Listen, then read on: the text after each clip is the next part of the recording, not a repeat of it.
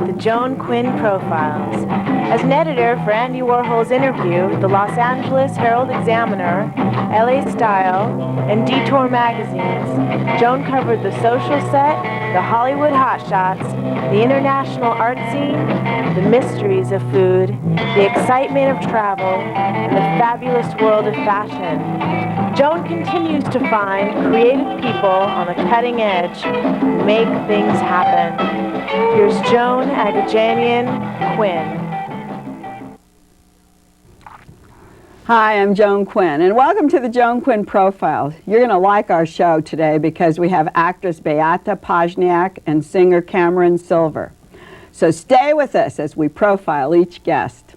Beata Pozniak was born in Gdansk, Poland. She earned a Master of Fine Arts from the Roman Polanski Film School in Lodz and went on to be a major star in her country, working in film, television, and on stage. Why wasn't that enough to keep you in Eastern Europe, Beata? Well, at some point, it's not enough just to have a good position in your business, in your field.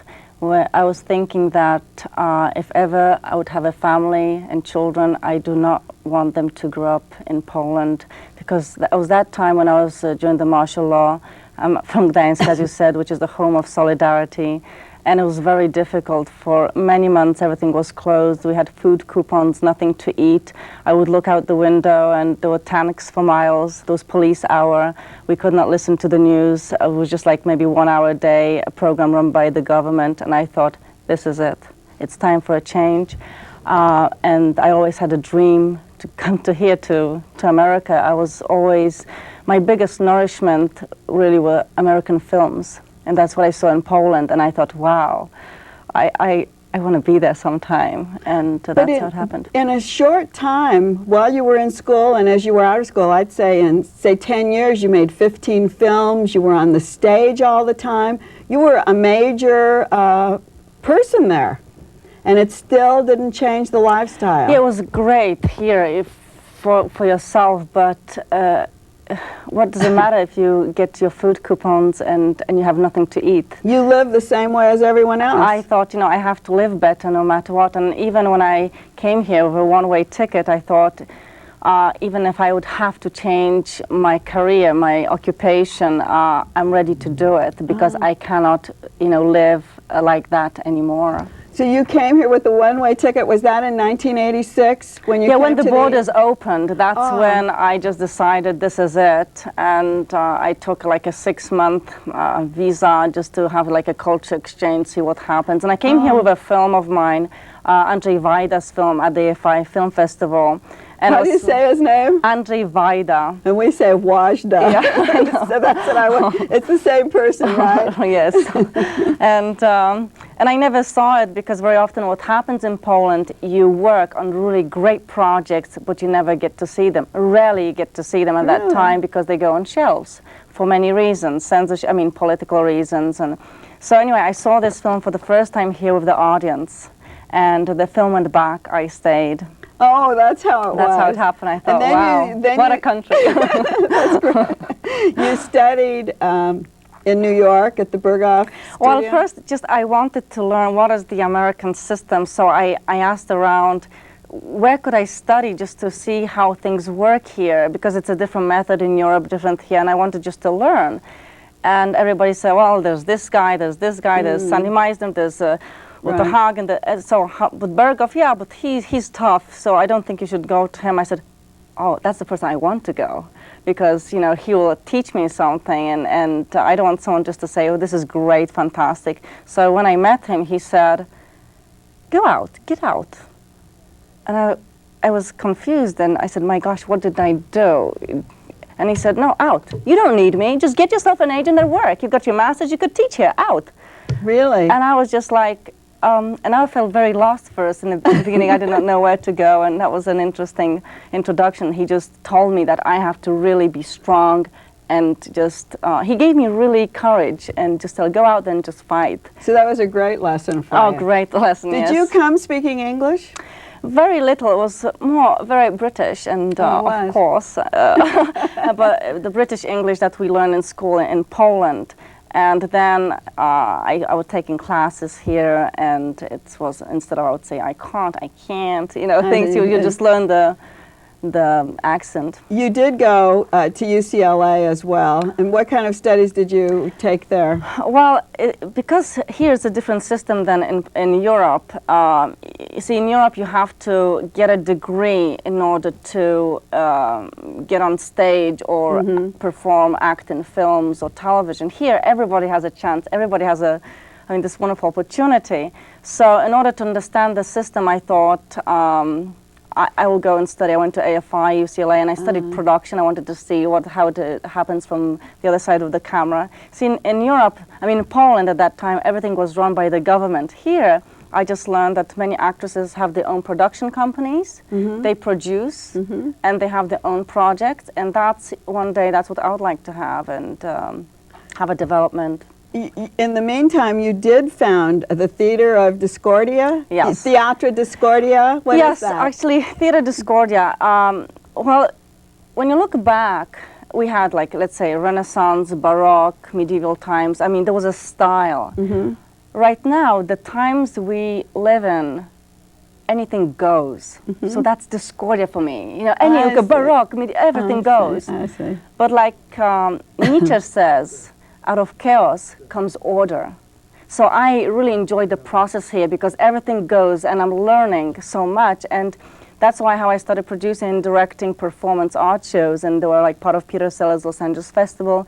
I wrote and directed a show called Poeticus Umbilicus, from Umbilicus character, and that was based on international poetry, where I performed, where my voice first is like male, then it becomes female, the child's voice, and it's this being that goes through different incarnations, lifetimes. So is it one woman? No, actually, many people with projections, lasers. I mean, very multimedia show.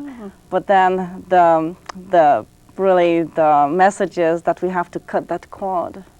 And go on. And go on your own. You have to be an independent person. And that was what's happening with me, because coming to this country to transplant yourself, I had to find for myself a new identity, which was not easy. It was going through a culture shock, and the beginnings were, I think, difficult. That's why this creation came from. When you first started working here, the creation of the Theater Discordia, I didn't want to stop you, but when you first started working here, you were working with a lot of Polish directors. And in Poland, not here. Not here. No, actually what happened after the film festival, which was very exciting to me, I know that Oliver Stone is very fond of Vida, and that's how I was invited to audition for him for Marina Oswald in JFK. Oh, that's what I wondered, how you got together. How did you get together with Oliver Stone? Through the director? Well, actually it's ironic because I wanted to escape from politics, from Poland, and here's my debut, my first role, and it's so political part. It was just amazing. It was just a regular audition, and my agent sent me, and first, because it was so confidential, this Russian girl, and I was thinking, okay, I have to now speak Russian with a Russian accent, completely different. And I started going through the 26 volumes of Warren Commission, every single Time and Newsweek magazine, everything. And I dressed like her, and I walked in like Marina.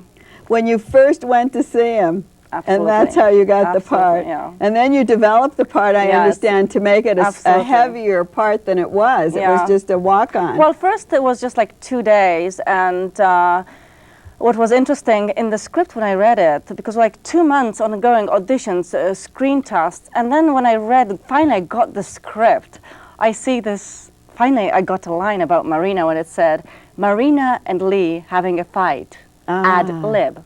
Ad lib. Then I see, finally, where's next Marina? And there was another line, Marina at a party, ad lib. So that opened everything you know, for it's like, again, the same, I was, so we had to improvise and come up with our text of our lines, and that's how I went first to meet with Marina in Dallas, and I stayed with her for about a couple of months, and that's how it really developed. Oh, and And then I we had have, meetings with Garrison, and it was really a very special project to work on. we have a clip from that, so we'd love to see it. Is there anything we should know about what time it is or anything about the clip? Well, that scene is a fight scene between me and Gary Oldman, and that's how we had to improvise. And what was great about it, I would never know what Gary will do, and Gary would never know what I will do. And it was just, we would like surprise each other. And So here we are. Here we are. Okay, let's see JFK, Oliver Stone's movie.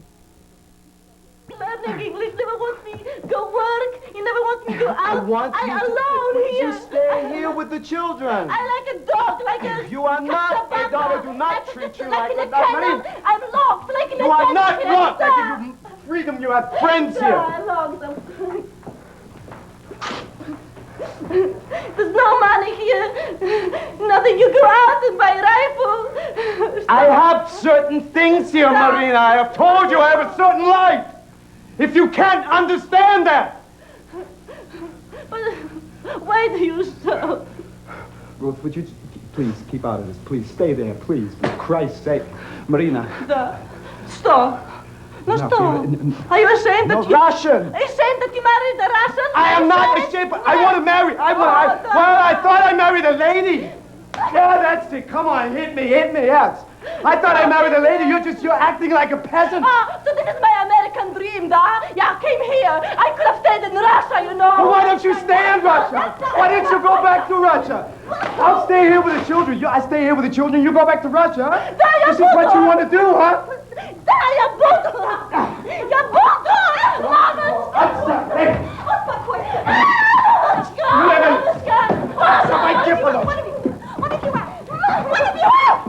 The two of you hurt each other in this? Oh, at some point, I didn't even know. I would just go to another room, and suddenly I would be bleeding. And it was just amazing that I just had some. We would just be so spontaneous, and it was like two animals with the instincts and emotions. It was just an unbelievable experience to work in that way. Well, now, standing up for yourself as a woman from a scene like this, would that have anything to do with your interest in the International Women's Day? I know you work with women in film, and they do a Women's Day, but the whole country, the whole United States doesn't recognize it as they do in Europe. Well, yes, that's what's happened. When I joined Women in Film, I asked how everybody celebrates International Women's Day, and everybody went, the what?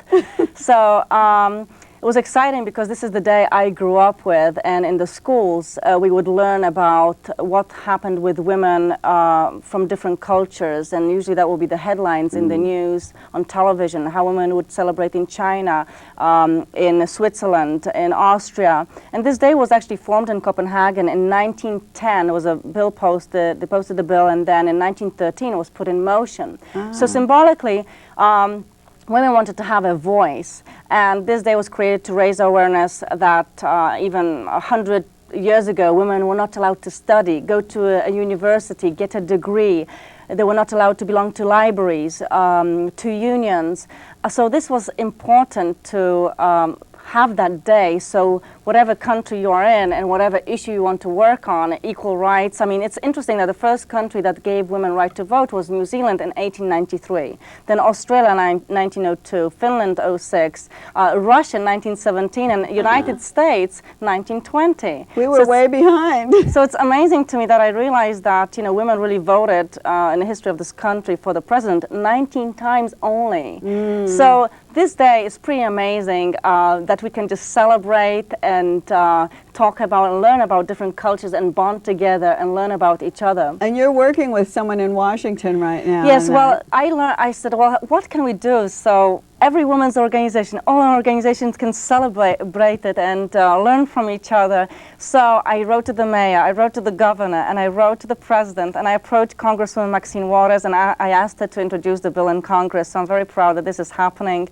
So is it the same date every year? Every year, March 8th, all over the world, it's a symbolical day. Women from different cultures bond and talk about their issues. Whatever, they need to be heard, find a voice. This is a really great thing that you're doing, and I think you're going to bring it and help us in the United States. And before we go, we have this little comic clip of you talking about being a woman. So what's it from, Mad About You? Mad About You? Yeah, we'll just see that very quickly and we'll come back and say goodbye to you. Okay.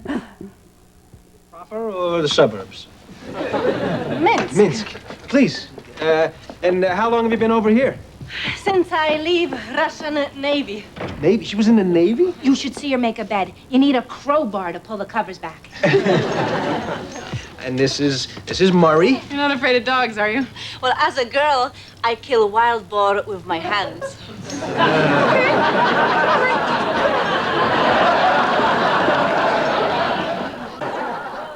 A tough woman, isn't it? It really scared him. Anyway. Well, a different character was really nice change for me to play from a very serious dramatic part to get into like different, like sitcom comedy, Yeah. to share a different side of me. Yeah, well, we've seen all sides of you today, and congratulations on becoming a United States citizen. Thank you very much. We're happy to have you, and we were glad to have you on the Joan Quinn Profiles. Thank you for inviting me. Don't go away. We'll be back with Cameron Silver.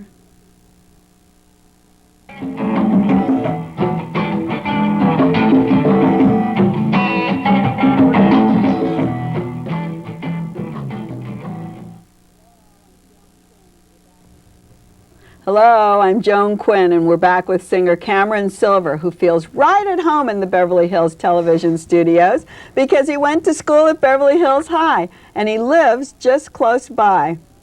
He left his native California to study at the Royal Academy of Dramatic Arts in London, then returned to UCLA as a theater major. Cameron's collected drama awards and been praised for his work in cabaret. What does the word cabaret mean, Cameron? Well, I have my own definition. Okay. I feel cabaret is a form of live theater which sort of encompasses all the great music of, especially 20th century music. So when I do cabaret, I like to use a lot of the old crooning standards, and the original influences of cabaret, I feel, come from the Weimar period in Germany. So I'll mix German music and then I'll throw in pop songs, because I have an audience, a very interesting audience of people who are familiar with the music originally that they heard in the 30s and 40s, and then I have a young audience of peers who enjoy the popular music.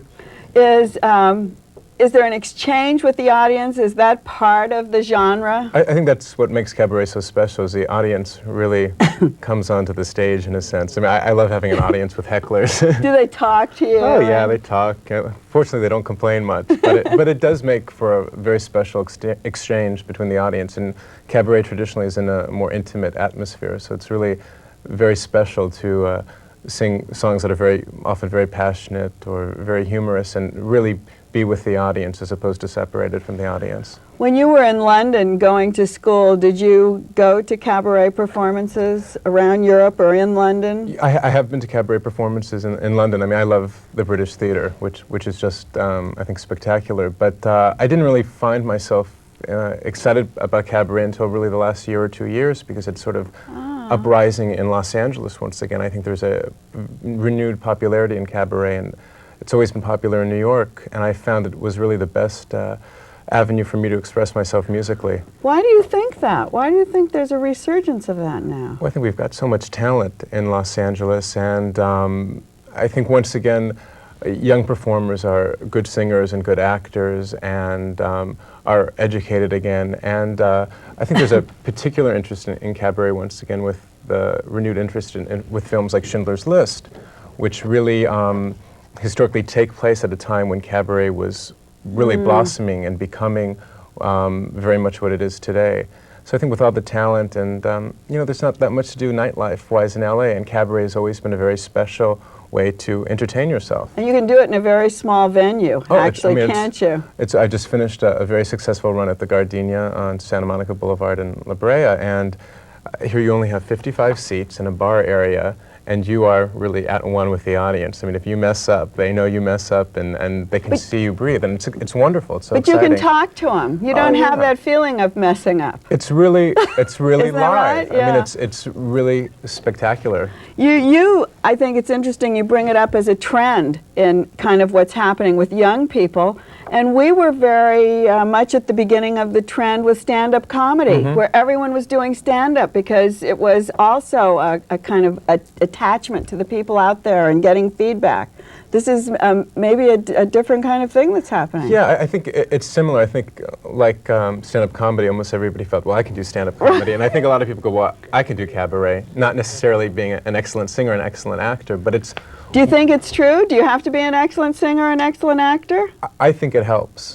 I like to think that I am, at least. But I have been to cabarets where I'm always so shocked that the people have the nerve to perform because they're not great singers or they're very mediocre actors. And I think traditionally, as we look back to some of the great cabaret performers, they weren't great singers, but they could sell a song. Sell a song, I think that's it. That's the key. But I've noticed with the new generation of cabaret performers and a lot of my peers, I mean, they are spectacular musicians, beautiful singers, and really fine actors because we tend to sing a repertoire of songs that are much more dramatic than what we might hear on the radio. Are you vocally trained? Yeah, I studied, aside from coming to Beverly Hills High School and graduating from UCLA, I've studied classical voice since I was 14 and had originally been very interested in opera, but I don't think I had the rigor for it and have studied with people from Motown as an R&B singer and finally sort of found myself coming full circle with an appreciation of really great singing, but contemporary singing. One of the things that always amazes me, we talked about the trend in young people, is a young person like you could sing like an old person, like with this old soul. How do you have to study that?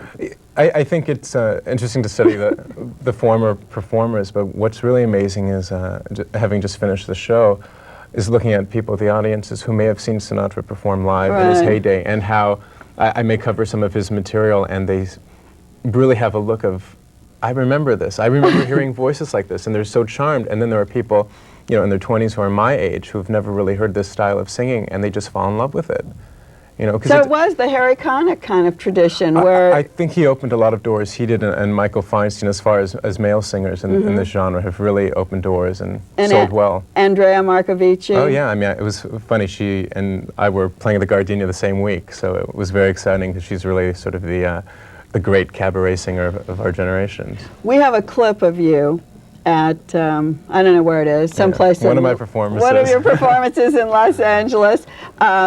And it's called the Masochism Tango. Yes. Did you write it? No, it's actually a Tom Lehrer song. I did not write it. It's not autobiographical, contrary to popular belief, but it's just a hilarious song. Okay, well, let's see you perform it. We'll talk about it. I, for the touch of your lips, dear, but much more for the touch of your whips, dear. You can race whips like nobody else.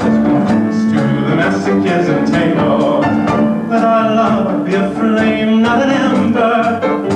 Seems to me that you want to dismember. Black in my eyes, set fire to my tie. I dance to the masochism tango. At your command, for you here I stand. My heart is in my hand. Oh, this is where I must be. My heart intrigues, the chill savage beats, and go put on your cleats. Hard as wood or mahogany. That's why I'm in such exquisite agony. My soul is on fire, to flame with desire. Just why I perspire when we tango. That would be put in your repertoire, because I know you have different songs for different places. Yeah, I have a very eclectic repertoire, and I tend to keep my shows in repertory, so this is one of the songs from one of my shows called Love and Hate. Ah, I see. And as you can see, this song has a little bit of both in it. Yeah. And then some. So I understand you're taking German lessons? Yeah. Yeah. I never thought I would be speaking German. It's funny, I went to school and I learned, of course, English and Italian and French, and then I fell in love with the German cabaret music, specifically the music of Kurt Weill and Frederick Hollander. I would think that's the most important, the German aspect of your performing. It's wonderful, and I think I just have a natural affinity for the music because it's very sensual, and knowing the time period, you know, this music was written in the 30s, and both Weill and Hollander were Jewish composers living in Germany, and they both narrowly escaped the Gestapo. And the music has a very interesting political overtones, and at the same time is hilarious. And did Hollander's work is not as well known as the Weill No, work. he came to America and actually became a very popular composer for films. Wrote 4 songs that were nominated for Oscars. Wrote for Really? Dietrich. His most famous songs would be Falling in Love Again and I've Been in Love Before. Ah. But as far as a cabaret composer, he originated the Schulen Ranch Cabaret in Berlin, and I feel his work is really the most prolific work that came out of Berlin Cabaret. It's brilliant. He was a brilliant lyricist, and even when he came to America and composed in English, he wrote tremendously brilliant lyrics. When you study German, do you think that helps bring out the emotions that these songs are, where they're written in German and you're studying the language? Yeah, there's something interesting, I think, specifically to German, is the fact that it is such an expressive language, as opposed to French and Italian, which are very beautiful. German has an edge to it, and I'm also very fortunate to be premiering all the official translations of Hollander's music, which are being done by Jeremy Lawrence, who's also the director on my shows. Oh, I was going to ask you, who writes your shows? Yeah, I work with Jeremy Lawrence, who's a wonderful director and actor, and has been designated the official translator of Hollander's German work. So we will work together, and he'll help me kind of fine-tune the show. And before we leave, because we don't have much time left, do you see yourself being in a Broadway musical? I'd love to do it. Give me the right part, and I'll be over there. What is the right part? Would you have to write it? You know, yeah, I'd love to write my own show, but if something brilliant came along, that a great piece of theater, it'd be a pleasure to do it. Is there anything else that would be like the biggest achievement in your career? I would love to become most successful performing the music of the 30s and 40s and being able to bridge generation gaps and have young audiences and old audiences appreciate the great American music. Well, that's what we have today. We have young audiences and old audiences watching the Joan Quinn Profiles, and we thank Cameron Silver for being with us. It's a pleasure. And thanks for watching us today, and we'll see you next time on the Joan Quinn Profiles.